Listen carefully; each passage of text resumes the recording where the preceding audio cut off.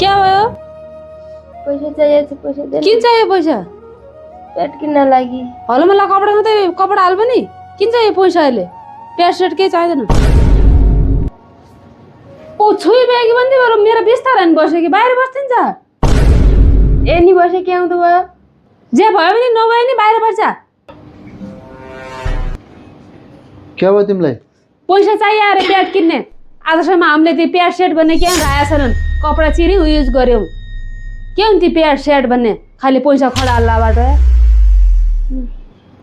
बाहिर न हलो मलाई कपडा त त्यही युज गर्नु हुँदैन होला त? कति मान्छेहरू एक लेडिज भएर एक लेडिजको पीडा बुझ्न सक्दैन त? हँ, केटीको मेन समस्या भनेको यही हो। भाइ कपडा हाल भनेर हुन्छ, प्याड किनेर ल्याइदिनु। हामीले आजसम्म कपडा हाल्यौँ, त्यसले हाले के होला? केही हुँदैन, हुँदा केही हुँदैन, त्यही पनि जा ल प्याड किनेर ल्याइदिनु ल। खुब त्यस्तो प्याड चाहिँदो रहेछ।